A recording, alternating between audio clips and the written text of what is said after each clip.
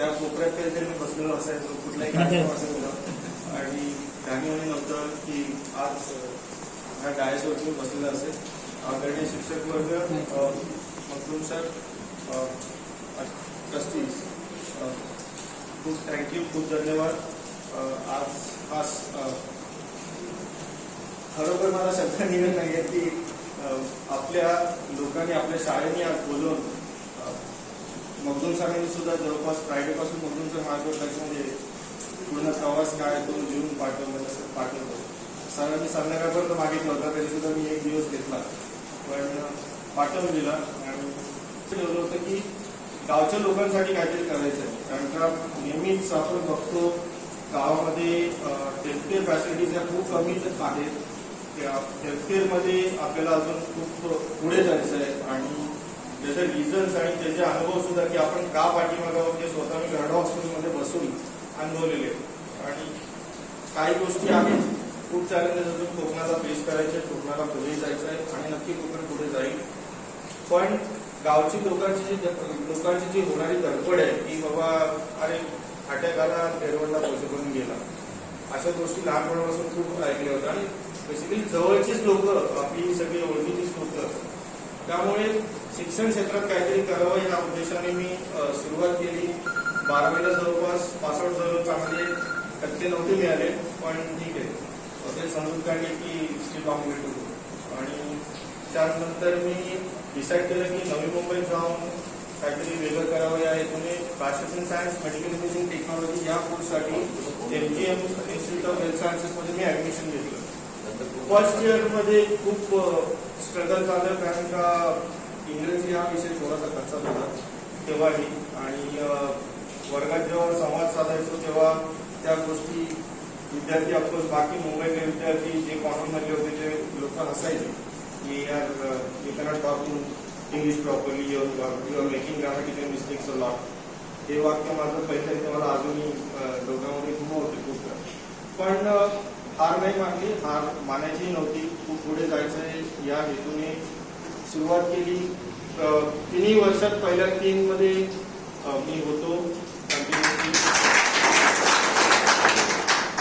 First year, second year, third year. Second year, third इयरमध्ये practicals खूप चांगल्या प्रकारे मला मिळाली.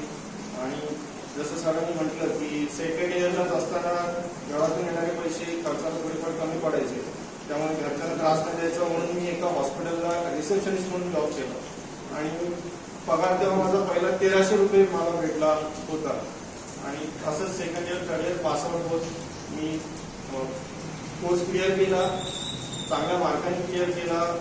तेव्हा मला आठवतंय मी सेकंड आलो. मुद्दा म्हणून नमूद करेल, थोडंसं पॉलिटिक्स कमी बळी पडतो, नाहीतर मी तेव्हाही फर्स्ट आलो.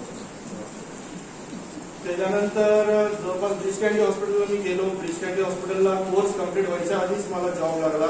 तिथे माझं सिलेक्शन सिटी स्कॅन आणि MRI टेक्निशियन म्हणून झालं. ही सेवा करत होतो की हा जॉब करत असताना जवळपास मी मोठे सिने स्टार आहेत, सुनील शेट्टी, शाहरुख खान आणि मोठे बिझनेसमॅन रतन टाटा, आनंद महिंद्रा यांच्यासोबत संवाद साधून त्यांना सेवा देण्याची संधी मला त्यावेळी मिळाली होती. हा तर अनुभव एकदम तगडाच होता. त्याच्यानंतर जवळपास एक 6 महिने उलटले असतील. 6 महिन्यानंतर माझ्या असं लक्षात यायला लागलं की नाही, कुठेतरी अजून कुठेतरी आपण कमी पडतो. म्हणजे डोक्यात जे उद्दिष्ट आहे, जे विजन ते घेऊन डोक्यात आपण बाहेर पडलो होतो की गावच्या लोकांसाठी काहीतरी करायचं, त्यासाठी मी तिथे मन माझं ऍडजस्ट होत नव्हतं. जर मी असंच कंटिन्यू करत राहिलो तर मी फक्त मशीन्स पुरताच मर्यादित राहीन असं मला कुठेतरी वाटावं लागलं. आणि मग मी डिसाईड केलं की तिथून पुढे मूव्ह व्हायला हवं. हा डिसिजन झाल्यावर डोक्यात विषय आला की MBA करूया, जेणेकरून लिडरशिप रोल्स आपल्याला मिळू शकतील पुढे जाऊन हॉस्पिटलमध्ये. कारण का जेव्हा ॲज अ टेक्निशियन म्हणून जॉब करत होतो तेव्हा ऍक्च्युअल हॉस्पिटलचं स्ट्रक्चर लक्षात यायला लागलं की हायरार्की काय असते, हायरार्कीमध्ये कुठली लोक बसतात, त्यांचं एज्युकेशन काय, त्याच्यानुसार MBA करावं जेणेकरून तो फायदा देईल पुढे. त्या अनुषंगाने MBA केलं. MBA करायचं असं डिसाईड केलं आणि सुरुवात केली कॉलेज सर्च करायला. पण एक लक्षात ठेवलं की अजूनही इंग्लिश तेवढं फक्त नव्हतं, इंग्लिश फक्त करायचं आपल्याला. डिसाईड केलं की महाराष्ट्र सोडून मुंबई सोडून बाहेर जायचं तरच आपला फायदा होईल. आणि डोक्यात मणिपाल युनिव्हर्सिटीचं स्कूल ऑफ मॅनेजमेंट, आता ते मणिपाल इन्स्टिट्यूट ऑफ मॅनेजमेंट म्हणून ओळखलं जातं. त्या ठिकाणी मला MBA इन हेल्थकेअर मॅनेजमेंटसाठी ॲडमिशन मिळालं. त्या ॲडमिशनवर मिळण्यासाठी एक्झाम, ग्रुप डिस्कशन आणि पर्सनल इंटरव्ह्यू असे 3 प्रकार होते. पण मला ब्रिचकॅनीसारख्या हॉस्पिटलचा अनुभव असल्यामुळे मला त्यांनी एक्झाम देऊ नको, तू डायरेक्ट ग्रुप डिस्कशनसाठी घे असं त्यांनी फोन करून सांगितलं. ठीक आहे, नो प्रॉब्लेम. ग्रुप डिस्कशन चांगलं झालं, पर्सनल इंटरव्ह्यू चांगला झाला, ॲडमिशन मिळालं. फर्स्ट इयर सुरू झालं. मला फर्स्ट इयरमध्ये प्रत्येक राज्यातून एक विद्यार्थी तरी होता. मिक्स क्राऊड होतं, नॉर्थ ईस्ट, साऊथ आणि मी एकटाच मुंबई महाराष्ट्र. त्याच्यामुळे दोन्ही बाजूला सामावून घेण्यासाठी त्यांची लँग्वेज इकडे कळत नव्हती, यांची लँग्वेज हिंदी त्यांना कळत नव्हती. त्यामुळे कंटिन्युअस आम्ही इंग्लिशमध्येच बोलायचो. त्याचा एक मला प्लस पॉईंट भेटला. आणि जे कॉलेज सिलेक्ट करताना उद्दिष्ट ठेवलं होतं की नाही इंग्लिश सुधारायचं, त्याच्यासाठी हा एक सक्सेसफुल म्हणता येईल असा डिसिजन झाला की बाबा इंग्लिश सुधारण्यासाठी कंटिन्युअस इंग्लिशमध्येच बोलणं मस्त होतं. कोर्स सुरू झाल्यानंतर फर्स्ट इयरमध्ये जवळपास एक 5 महिने उलटल्यावर सिनियर्सने कॉम्पिटिशन ऑर्गनाईज केलं होतं बेस्ट मॅनेजर इन हेल्थकेअर म्हणून. तर त्या कॉम्पिटिशन्समध्ये खूप राऊंड क्लिअर केल्यानंतर जवळपास 3 दिवसानंतर फायनल राऊंडच्या वेळी फायनल राऊंडला क्वेश्चन आन्सर सेशनला माहिती नाही पण काहीतरी वेगळंच झालं आणि पट उत्तरे येत गेली. आणि मला बेस्ट मॅनेजर इन हेल्थकेअर हा पहिला रिकॉर्ड त्या कॉलेजमध्ये. पुढे जसा मी सेकंड इयरला आल्यावर फर्स्ट इयरची बॅचवर जॉईन झाली होती. मी कॉलेजमध्ये कन्सेप्ट आहेत, मल्टिपल क्लब्स आहेत. त्या क्लब्सच्या थ्रू सिनियर्स लोकांनी मल्टिपल ऍक्टिव्हिटीज ऑर्गनाईज करायच्या असतात. तर त्या क्लबमध्ये सुद्धा कॉलेजने एक हायरार्की डिसाईड केली की प्रेसिडेंट असणार, त्याच्यानंतर सेक्रेटरी असणार, जॉईंट सेक्रेटरी असणार, जॉईंट प्रेसिडेंट असणार. पण यासाठी क्रायटेरिया असा होता की इलेक्शन्स मस्ट म्हटल्यावर माझी एक दिल्लीची फ्रेंड आहे, तिचं नाव आहे अपूर्वा. तिने मला सांगितलं की Kaustubh you can go for the president. I said की you're saying okay I will go. त्याच्यानंतर मी डिसाईड केलं मी ही इलेक्शन लढले. तर इलेक्शनचं कॅम्पेन सुरू झालं. 50 मेंबर होते, म्हणजे जवळपास सेकंड इयर फर्स्ट इयर मिळून 50 मेंबर होते. आणि 47 वर्सेस 2 या मतांच्या फरक्याने मी प्रेसिडेंट इलेक्शन जिंकली. तेव्हा जवळपास आय थिंक तुम्ही फर्स्ट प्रेसिडेंटच असा वाटलं होतं. तेव्हाच झाली होती माझ्या पहिली बॅच आणि माझी बॅच असं मिळून, आणि नंतर माझ्या येणारी बॅच असं मिळून जवळपास स्ट्रेंथ चांगली झाली होती. त्यामुळे हा क्लब स्थापन केला होता. या क्लबमध्ये नंतर पुढे खूप साऱ्या स्टेट डेव्हलपमेंटल ऍक्टिव्हिटीज मी ऑर्गनाईज केल्या. जसं मी कॅम्पेनमध्ये सांगितलं होतं की मी या ऍक्टिव्हिटीज करणार आहे, त्या सगळ्या ऍक्टिव्हिटीज मी पार पाडल्या. त्यामध्ये एक नॅशनल लेवल कॉन्फरन्स होती, त्याचं नाव होतं सेहत. ती सेहत मी सक्सेसफुल करून दाखवली. त्याच्यानंतर पुढे जसं लास्ट इयर पासआउट झाल्यानंतर जॉब शोधायला सुरुवात झाली. तर हेतू एक असते गावच्या लोकांसाठी काहीतरी करायचं, म्हणून मग मी 11ला नवीन सेटअप येत होता बाई रतनबाई गाडवा हॉस्पिटल. तिथे मी इंटरव्ह्यू दिला. डॉक्टर मिलिंद गोखलेने माझा इंटरव्ह्यू घेतला होता. आणि जेव्हा मी जॉईन झालो तेव्हा मला हॉस्पिटल ऍडमिनिस्ट्रेटिव्ह ऑफिसर ट्रेन म्हणून जॉईन करण्यात आलं होतं, कारण का माझ्याकडे काही अनुभव नव्हता. मी फक्त एक लोकल म्हणून मला त्यांनी प्रेफरन्स दिला जातो. आणि इंटरव्ह्यू खूप चांगला झाला होता. त्याच्यानंतर ट्रेनिंग म्हणून जॉईन झालो. जवळपास हॉस्पिटलचं बांधकाम काहीच म्हणजे जस्ट आपण म्हणू शकतो फर्स्ट फ्लोअर सेकंड फ्लोअरच्या वॉल्स फक्त उभ्या राहिल्या होत्या. प्लास्टरिंग कलरिंग वगैरे बरंच काही बाकी होतं. बेड परचेस करणं किंवा बेड आणणं, पूर्ण इन्व्हेंटरी आणणं, प्रिसेट करणं काही झालं नव्हतं. तर पहिले 3 महिने हॉस्पिटल पूर्ण सेट करणं, त्याच्या ऍडमिनिस्ट्रेटिव्ह प्रोसेसेस सेट करणं याच्यामध्येच गेलं. 3 महिन्यानंतर परफॉर्मन्स चांगला वाटला. गोखले सरांनी रिकमेंडेशन टाकलं आणि मी ट्रेनिंगवरून हॉस्पिटल ऍडमिनिस्ट्रेटिव्ह ऑफिसर झालो. तिथून पुढे हॉस्पिटल चांगल्या प्रकारे पिकअप द्यायला लागलं. खूप सारे कॅम्प्स, खूप सारे हेल्थ प्रोग्राम्स, त्याच्यानंतर बस सुविधा खेडमधून चिपळूणमधून अशा गोष्टींचं अनावरण झालं. आणि खूप सारे अडचणी सुद्धा येत होत्या. नवीन हॉस्पिटल होतं तरी सुद्धा हेतू एकच की बाबा कुठे काही कमी नाही पडलं पाहिजे. डिसाईड केलं होतं की हा रोल असा आहे की यासाठी तुम्हाला कंटिन्युअस 24 आवर्स तुमचा फोन ऑनच असला पाहिजे किंवा कोणतरी ऑप्शन कुठेतरी बॅड इम्पॅक्ट पडू शकते. म्हणजे माझ्या मम्मालाही माहिती आहे तेव्हा ती रात्री उठून बघायची काय फोन असतोच असताना. पण ठीक आहे, हा ॲटिट्यूड ठेवावाच लागला आणि अजून तुम्ही फॉलो करतो. आणि त्याच्यानंतर खूप सारी संकटही येत गेली, पण त्या संकटावर मात करत लोक ॲडमिट व्हायला लागली. ॲडमिट झाल्यानंतर जो एखादा पेशंट डिस्चार्ज होऊन घरी जात असेल, कारण का क्वालिटी आणि फीडबॅक हे डिपार्टमेंट माझ्याकडे होतं. फीडबॅक कलेक्शन तर करावाच लागायचं. पण जाताना जी लोक अनुभव सांगून जायचे तो अनुभव एकदम सुखद असायचा आणि ते वाटायचं की बाबा पेशंट चाललाय तर ही खरंच ही माझी अचिव्हमेंट आहे की आपल्या गावच्या लोकांसाठी हा फायदा होतो. पण 1 वर्ष झालं आणि 1 वर्षानंतर गरड हॉस्पिटलसाठी वारे धुमात आले की आता मॅनेजमेंट चेंज करेल. मला कुठेतरी वाटायला लागलं मॅनेजमेंट जर चेंज होते तर of course this is right time to move. So decide केलं की मुंबईलाच जावं. मुंबईला इंटरव्ह्यू द्यायला सुरुवात केली आणि डॉक्टर बालाबाई नावाच्या हॉस्पिटलमध्ये 2018 मार्च 2018 मध्ये फेब्रुवारीमध्ये सिलेक्शन झालं. 1 महिन्याची नोटीस देऊन मार्च 2018 मध्ये मी जॉईन केलं. मार्च 2018 मध्ये जॉईन मी सिनियर एक्झिक्युटिव्ह ऑपरेशन्स डिपार्टमेंटचं सिनियर एक्झिक्युटिव्ह म्हणून जॉईन झालो. सर्वप्रथम मला रेडिओलॉजी आणि इमेजिंग डिपार्टमेंट दिलं गेलं, कारण का माझं शिक्षण रेडिओलॉजी इमेजिंगमध्ये आहे आणि ऑलरेडी त्याचा अनुभव आहे. म्हणून मला ती 5 डिपार्टमेंट यांची MRI, CT scan, PET-CT, x-ray, sonography 5 department manage करायला दिली. जवळपास 77 लोकांचा ग्राउंड स्टाफ त्या डिपार्टमेंटमध्ये आहे. आणि सुरुवात झाल्यावरती बरेचसे लॅब्स होते, बऱ्याचशा त्रुटी होत्या, 2-3 मशीनची लायसन्स सुद्धा नव्हती. त्या गोष्टी एक प्रॉपर रिपोर्ट तयार करून प्रोसेस इम्प्रुव्हमेंटसाठी काय काय करावं लागेल त्याचे प्रॉपर रिपोर्ट तयार करून मी मॅनेजमेंटला सबमिट केले. मॅनेजमेंटने इमिजिएटली अप्रुव्हल दिलं आणि ते आम्ही इम्प्लिमेंट केले. त्यातला एक अनुभव सांगायचा म्हणजे की MRI डिपार्टमेंटमध्ये वेटिंग टाईम खूप असतो. एक MRIला जवळपास अर्धा तास कम्प्लीट, म्हणजे 20 मिनिटं ते अर्धा तास तरी MRIला जातो. आणि आमच्याकडे जेव्हा feedback end of the day दुसऱ्या दिवशी जेव्हा ईमेलवरची फीडबॅक यायची पेशंटवरती तेव्हा MRIचं नाव कायम असेल. I waited for MRI almost for 2 hours 4 hours. त्याच्यानंतर मग माझा रोल आहे की पेशंटला कॉल करणं, विचारणं काय कुठे अडचण आली होती, सेम ते आपल्या टीमला एक्सप्लेन करणं, डॉक्टरला एक्सप्लेन करणं, त्यांचा फीडबॅक घेऊन मग ते क्लोज करणं आणि मॅनेजमेंटला क्लोजर सबमिट करणं. ऑलमोस्ट एव्हरी डे 1 किंवा 2 MRIचे फीडबॅक्स असायचे. मग HOD सोबत डिस्कशन करून एक प्रॉपर प्रोजेक्ट तयार करून मी तो सबमिट केला. आम्ही पीक टाईम आधी म्हणजे MRI मध्ये अपॉइंटमेंट सिस्टीम तर आहेच, पण VIP आला, कोणतरी ओळखीचा आला तर मधीदार, त्याच्यामुळे रात्री 7-8चा पेशंट हा 12-1 वाजता MRI मध्ये जायचा. मग डिस्कशन करून आम्ही पीक आवर्स शोधून काढले की कुठल्या पीक आवर्स मध्ये पेशंटचं वॉकिंग पेशंट किंवा VIP हे जास्त येत आहे.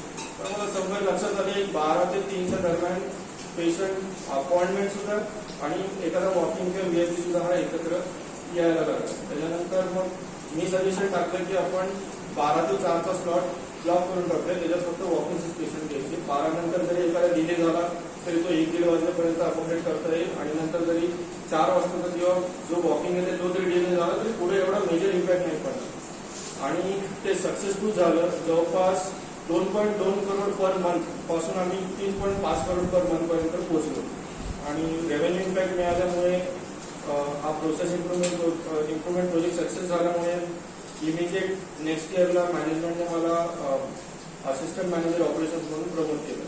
त्याच्यानंतर 2 ॲडिशनल डिपार्टमेंट बाहेर आली, दुसरे एक न्यूक्लिअर मेडिसिन आणि रेडिएशन ऑन्कॉलॉजी. तिथले जवळपास 50 स्टाफ माझ्या अंडर अजून जॉईन झाले. हे सगळं करत असताना डिपार्टमेंटकडे म्हणजे हॉस्पिटलसाठी NABH म्हणून ॲक्रेडिटेशन असतं. NABH ॲक्रेडिटेशनमध्ये मल्टिपल प्रकार असतात. जसं कॉलेजसाठी NAC असावं तसं हॉस्पिटलसाठी NABH आहे. NABH मध्ये पण डिपार्टमेंट वाईज सुद्धा तुम्ही ॲक्रेडिटेशन घेऊ शकता. जसं लॅबला NABL आहे तसंच मेडिकल इमेजिंग सर्व्हिसेससाठी मेडिकल इमेजिंग सर्व्हिसेस एक्सलन्स आहे. तर हे सर्टिफिकेशन किंवा हे ॲक्रेडिटेशन मुंबईतल्या कुठल्याही डिपार्टमेंटकडे नाही. त्यामुळे मी समजलं की योग्य संधी आहे आणि ह्या प्रोजेक्टवर काम करायला पाहिजे. साधारण जानेवारी 2019 पासून मी काम सुरू केलं आणि ऑगस्ट 2019ला जवळपास दिवस रात्र मेहनत करून त्यांची मॅन्युअल्स त्यांची मल्टिपल पॉलिसीज स्टँडर्डनुसार तयार करून सबमिट केलं. सबमिट केल्यानंतर बऱ्याचशा म्हणजे थोडासा टाइम गेला, मध्ये खूप सारे इम्प्रुव्हमेंट्स होत होत्या आणि त्याच्यानंतर इमिडिएटली कोविडचे वारे यायला लागले. जवळपास फेब्रुवारी नाही, ऑक्टोबरच म्हणायला हरकत नाही. ऑक्टोबर 2020 पासून सुरुवात झाली की बाबा कोविड. पण तेव्हा असं ध्यानीमनी नव्हतं की कोविड एवढा मोठा इम्पॅक्ट करेल. तिकडे उभारलं होत आहे, ठीक आहे, काय असणार जास्तीत जास्त, कारण का स्वाईन फ्लूचा अनुभव होता की स्वाईन फ्लू एवढा पसरला नव्हता. त्याच्यानंतर 2000 फेब्रुवारी 20 मध्ये कोविड आपल्याकडे आला. सस्पेक्टेड पेशंट्सही यायला लागले. 2020 मार्च मध्ये लॉकडाऊन झाला आणि कठीण प्रसंग असे यायला लागले की अचानक डिपार्टमेंट्सच पॉझिटिव्ह यायला लागले. पूर्ण स्टाफ पॉझिटिव्ह यायला लागला किंवा स्टाफचं कॉपरेशन मिळणं बंद झालं की माझ्या घरी मुलं बाळ आहे, तू जबाबदारी घेणार आहेस का, मी तिथे जाऊ का, असे प्रश्न आपण त्यांना फोर्स नाही करू शकत. या उद्देशाने मॅनेज होत होतं पण खूप अवघड जात होतं, कारण का रेप्युटेशनचा प्रश्न होता. नानावटीसारखं हॉस्पिटल प्रत्येक पेशंट असाच विचारतो की तुम लोग सर्व्हिस नाही दे सकता क्या प्रॉपर, हम लोगों ने इतना पैसा पे किया. ऑफकोर्स पण शेवटी त्याची पार्श्वभूमी काय, त्याच्या पाठीमागे काय घडते त्याला पेशंटचं काही घेणं नाही. शेवटी एक प्रसंग असा आला की जवळपास एक एप्रिल मेच्या दरम्यान माझ्या एक्सरे डिपार्टमेंटचे 5 टेक्निशियन लागून पॉझिटिव्ह आले. त्याच्यानंतर इमिडिएटली उरलेले 3 पॉझिटिव्ह आले आणि पूर्ण डिपार्टमेंट ठप्प पडलं. जसं आरटीपीसीआर कोविडमध्ये इम्पॉर्टंट आहे तसं कोविडमध्ये एक्सरे चेस्ट आणि HRCT चेस्ट यांचा सुद्धा तेवढाच रोल आहे. कधी एक्सरे चेस्टवर डिटेक्ट झालं तर पेशंट आरटीपीसीआरला जातो किंवा आरटीपीसीआर केल्यावर पेशंट एक्सरे चेस्ट करतो आणि त्यावेळी पूर्ण डिपार्टमेंटच ठप्प झालं. आयसीयूचे एक्सरे पेंडिंग राहायला लागले. आयसीयू मध्ये एखादी प्रोसिजर झाली की आयसीयू मधल्या प्रोसिजरसाठी एक्सरे चेस्ट करणं हा मस्ट असतो किंवा एक सेंट्रल लाईन टाकली तर त्यासाठी एक्सरे चेस्ट करून कन्फर्म करणं मस्त असतं, नाहीतर मेडिकल इम्पॅक्ट होण्याचे चान्सेस असतात. तर एक्सरे होईना म्हटल्यावर मोठा प्रश्नचिन्ह पडलं आणि HODना कॉल आलेले. HOD सुद्धा हतबल झाले. शेवटी मी म्हटलं सर मी काहीतरी करतो. ठीक, इमिजिएटली 2 लोकल टेक्निशियन हायर केले आणि जवळपास 25 दिवस त्या 2 नवीन टेक्निशियन सोबत कम्प्लीट आमच्याकडे डीआर सिस्टीम नाही. डीआर सिस्टीम म्हणजे जस्ट एक्सरे शूट केला की डायरेक्ट स्क्रीनवर येते. त्याची ऑपरेटिंग कम्प्लिटली वेगळी आहे. ती त्यांना ट्रेन करून कुठेही अडचण नाही येतात. बायोमेडिकल इंजिनियर पण हॉस्पिटलमध्ये नाही. त्याच्यानंतर सुद्धा ते प्रॉपरली इक्विप्ड आहे की नाही हे चेक करून लोकांना ट्रेन करून ते एक्सरे जवळपास डिपार्टमेंट 25 ते 28 दिवस 3 जणांमध्ये रन केलं आणि ह्याच्यामुळे मॅनेजमेंटचं पुरुषच झालं. त्याच्यानंतर पुढे सर्वांनाच माहिती आहे सोशल मीडियामध्ये नानावटी हॉस्पिटलचं नाव खूप यायला लागलं होतं की लुटतात, काहीतरी वेगळं चाललंय, पण पार्श्वभूमी तरी वेगळी होती. पण त्याच्यानंतर मॅनेजमेंटच्या लक्षात यायला आलं की कोविडचे बेड्स आहेत, जवळपास 150 बेड्स आहेत, ते एक्झिक्युटिव्ह लेवलला मॅनेज करावे. कारण का ग्राउंड लेवल स्टाफ काउन्सिलिंगमध्ये कुठेतरी कमी पडत होता आणि 3 जणांचं सिलेक्शन झालं. तर 3 जणांचं माझं नाव आलं की तो सुद्धा आपण घेऊ शकतो. ठीक आहे, पण पुढची कल्पनाच नव्हती की पुढे काय संकट येणार आहे मोठी किंवा पुढे काय घोषणा करून द्यायचं आहे. आणि जवळपास जुलै 2020 मध्ये मी बेड्सचा हँडओव्हर घेतला. बाकी डिपार्टमेंट्स तर होतीच पण हे ऍडिशनल झाला तर बेडचे बेड्स बघायचे आणि आम्ही 3 जण होतो पण 3 जणांच्या शिफ्टनी बघायचं असं डिसाईड झालं. मोस्टली मला दुपारची ड्युटी मिळायची. दुपारच्या ड्युटीमध्ये जर एकाला कोणी सुट्टी होती आपल्याला ती डबल करायला लागायची. लोक कॉल असे करत होते आणि अक्षरशः रडत होते की प्लीज आम्हाला बेड द्या, आमचा पेशंट मरतोय, आम्हाला हेल्प करा. कोण CM ऑफिसवरनं फोन करत होता की नाही हा आमचा पेशंट आहे, प्लीज त्याला अकोमोडेट करा. कोण दिल्लीवरनं फोन करत होता प्लीज याला घेतलं पाहिजे तुम्ही. अशा प्रकारचं वेगळंच प्रेशरला त्यावेळी आम्ही फेस केलं. मला अजूनही आठवतं जवळपास 12 ऑक्टोबर 2020 मध्ये एक सगळ्यात मोठा कॉलिंगचा पीक आला होता. तो माझ्या पर्सनल फोनवरती, म्हणजे फोन यायचे ते आम्हाला सगळ्याच फोनवरती यायचे, पर्सनलवर पण यायचे, ऑनकॉलवर पण यायचे, लँडलाईनवर पण यायचे. पण माझ्या पर्सनल कॉलवरचा पीक हा 1200चा होता. त्यातले मी मोजून 400 अटेंड केले असते.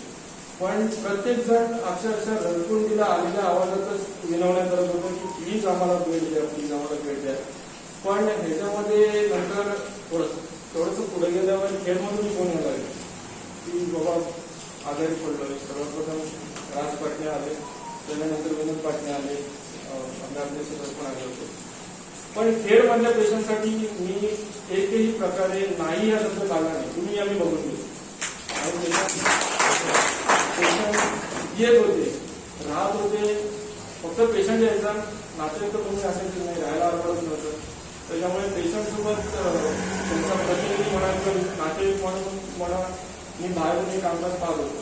पेशंट आयसीयूत असेल तोपर्यंत भेटायला परवानगी तर नव्हती, पण पेशंट जसं आयसीयूतून वॉर्डमध्ये आला की मग भेटताही यायचं. अध्यक्ष सरांना मी जवळपास रोजच भेटवलं असतं. आणि पण निमित्त असं होतं की जेव्हा आपल्या गावचे पेशंट म्हणजे जेवढेही ऍडमिट झाले तेवढे व्यवस्थित सुखरूप खेळला रिटर्न आले.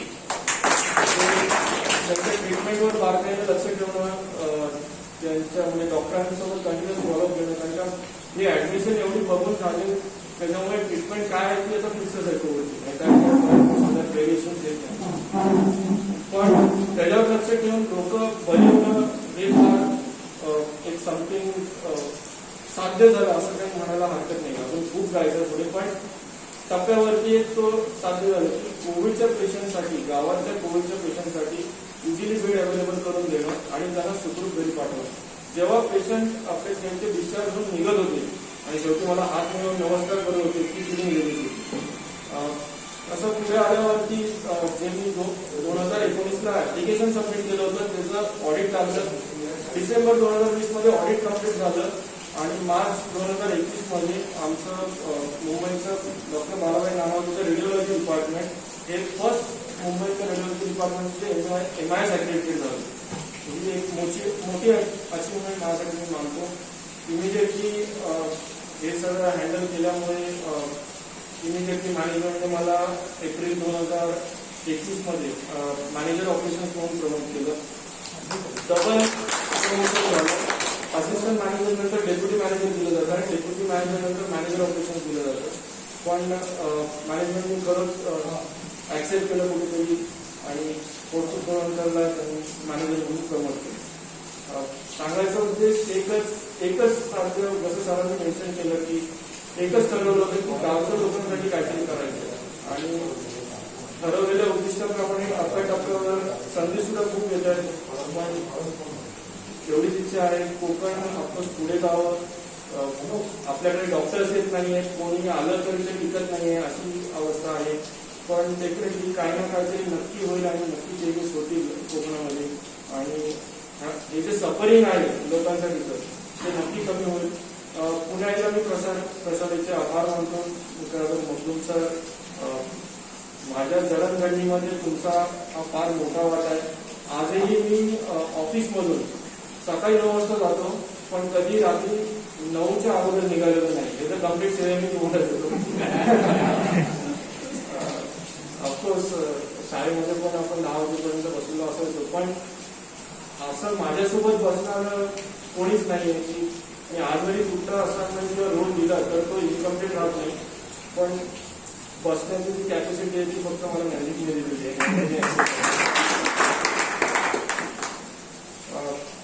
असंच खूप बरं वाटतं. आज सत्कार झाला.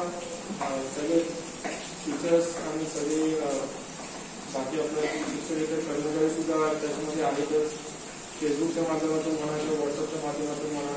आणि खूप छान वाटतं जेव्हा सरांनी म्हणजे तो हलके सर पण मोदी किंवा कॉल आमचं काम चालू असतो, मोदी करतात. खूप बरं वाटतं. खूप खूप थँक्स. असे आशीर्वाद तुमच्या पाठीशी राहू द्या. सत्कार खूपच लवकर झालाय.